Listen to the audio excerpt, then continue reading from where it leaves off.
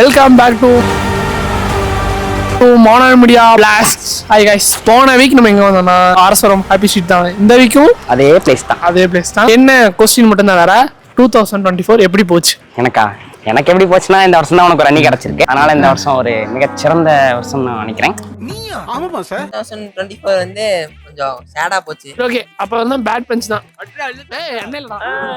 அவ்வளவுதான் சேடா போச்சு. ஸ்கூல் சனிக்கிழமை டெய்லி ஸ்கூல் வைக்கிறாங்க.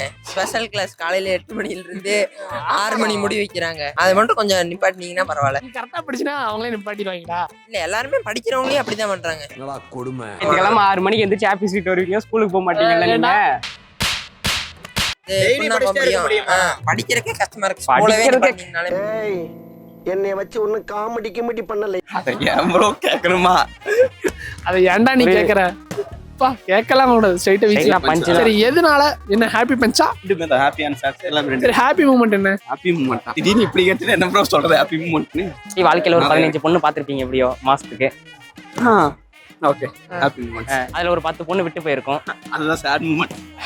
எப்படி கரெக்டா சொன்ன பாத்தீங்களா? அதுல ஒரு பொண்ணு கல்யாணம் பண்ற ஸ்டேஜ் வந்துச்சா? அந்த லெவல்ல வரல ப்ரோ. உங்களுக்கு எப்படி போச்சு? ஏனே கேக்குற?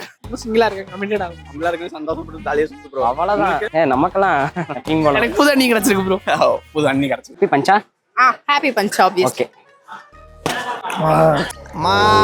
எனக்கு சூப்பரா போச்சு. கொஞ்சம் கஷ்டமா தான் இருந்தது. சில ஃப்ரெண்ட்ஸ் லூஸ் பண்ணிருக்கேன், நிறைய இது பண்ணிருக்கேன். அந்த மாதிரி ஃப்ரெண்ட்ஸ்ல தான் கொஞ்சம் இதாச்சு. ஹாப்பி மூமெண்ட்னா எல்லாமே எனக்கு அப்படின்னு தெரியல. சின்ன சின்ன எல்லா மூமெண்ட்ஸ் அப்படியே ஹாப்பியா இருந்தது. மோஸ்டா 2024 நல்லா தான் இருந்துச்சு. 2025 எப்படி போகும்? சுத்தமா ஐடியா. காலேஜ் கொஞ்சம் ஓகே தான். ஹோப்ஃபுல்லி நல்லா போகும்னு நினைக்கிறேன். நல்லாவே போகும். கவலை நம்பிக்கை தான்டா வாழ்க்கை. Obviously psychology student.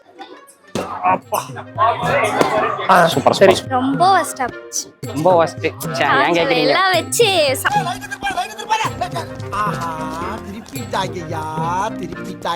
சம்பவம் பண்ணிட்டாங்க, செஞ்சுட்டாங்க. அப்படி என்ன பெரிய சம்பவம் நடந்துச்சு? அதான் ஒன்னா ரெண்டா சொல்றதுக்கு நிறைய நடந்துச்சு. இத மட்டும் வக்கனையா பேசு. உங்களுக்கு என்ன நடந்துச்சு? எனக்கு ரொம்ப கன்றாவே போச்சு.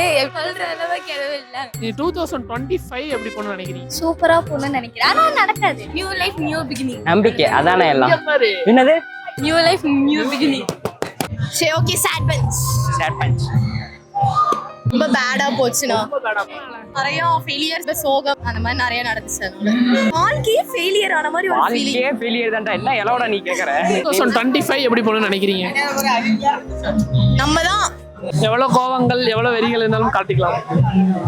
அவன் தான் சொல்றான், நீங்க அடிக்கிறீங்க. என் கை அது எல்லாருக்கும் தெரியுற மாதிரி முடிச்சு விட்டீங்க போங்க. முடிச்சு விட்டீங்க போங்க. நீங்க என்ன காரணம்? எங்க பார்த்தாலும் எல்லாத்தையும் அடி வாங்குறதா இருந்துச்சு. எல்லாரும் மாதிரி இருங்க பாய்ன்னு சொல்லிட்டு அடுத்த வருஷம் போவேன். இந்த குழியில இருந்துச்சு, அந்த குழியில இருந்துச்சா, மறுபடியும் இந்த குழியில அடிக்கிறாங்க. இருங்க பாய் எப்பதான் இருங்க பாய். இப்ப பாருங்க பாய், அடி மட்டும் பாருங்க பாய். 2025 வருது. அது எப்படி இருக்கும்னு நினைக்கிறீங்க? என்ன பண்றது? எப்பயும் போல சாமி கும்பிட்டு போக வேண்டியதா. நல்லதா நடக்கும்னு நினைக்கிறோம். ஓகே, அவ்வளவுதான். ஆக்சுவலி 2024 ரெண்டும் சேர்த்து கலவையா போச்சு. ஹாப்பினஸும் இருந்தது, நிறைய சேட்னஸ்ன்னு சொல்ல முடியாது. அது எல்லாமே ஒரு லெசன்ஸ். எனக்கு வந்துட்டு நான் வந்துட்டு ரொம்ப ஈஸியா யாரையும் நம்ப மாட்டேன். So first year second year தாண்டி எனக்கு வந்துட்டு ஒரு நல்ல செட் ஆஃப் ஃப்ரெண்ட்ஷிப் கிடைச்சிது. 2025 இப்படி இருக்கணும்னா எப்படி இருக்கணும்? இது வரைக்கும் எனக்கு நிறைய அட்வென்ச்சரஸா இருக்கணும்னு ஆசை இருந்தது. மலைக்கு மேல இருந்து கீழே, மலைக்கு மேல இருந்து பஞ்சி ஜம்பிங் இல்ல கயிறு கட்டி வாணி செத்து விளையாடலாம். நாம குதிக்க போறோம். 3 2 1 போனோம்ட்டு முத வருஷத்துல இருந்து பிளான் மட்டும் போட்டுட்டு இருக்கோம். லைக் ஒரு கம்பெனி, நல்ல கம்பெனில பிளேஸ் ஆகி அதுக்கப்புறம் கொஞ்சம் ஃபைனான்சியலா இண்டிபெண்டன்ட். பேக்கேஜ் எவ்வளவு வேணும்? பேக்கேஜ் என்ன உயிர் வாழ்ற அளவுக்கு ஒரு 30,000 ரூபாய் இருந்தப்பா ஸ்டார்டிங். அதுக்கப்புறம் போக போக நம்ம திறமையை 1000 கணக்குல போகுது. அவ்வளவுதான். ஹாப்பி ஆயிரும். ஏதோ 23 கம்பேர் பண்றப்போ 24 ஓகே. 2025 இப்படி இருக்கணும். இந்த மாதிரி இருக்காம இன்னும் கொஞ்சம் நல்லா இருக்கணும். செருப்படிஸ் வராம இருந்தா நல்லா இருக்கும். ஆமா, யாருக்கும் அட்வைஸ் பண்ணக்கூடாது, ஒப்பீனியன் ஷேர் பண்ணக்கூடாது. அட்வைஸ் தவிர ஒப்பீனியன் ஷேர் ரெண்டுமே இப்ப யாருமே அது கேட்க மாட்டாங்க. பக்கமா இருக்கேன், கை மாத்திரம் பக்கத்தூர் வரைக்கும் போயிட்டு வருது. ஏங்க ஏதோ ஓரளவு போச்சு.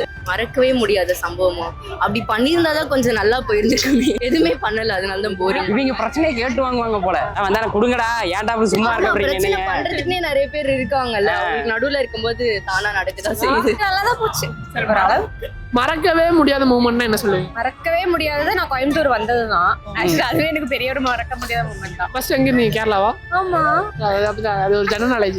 ஜப்பான்கார என்னென்னமோ கண்டுபிடிக்கிறா, நான் எதை கண்டுபிடிச்சிட்டு வந்துருக்குது பாரு. லைட் அப்படிதான், லைட்டா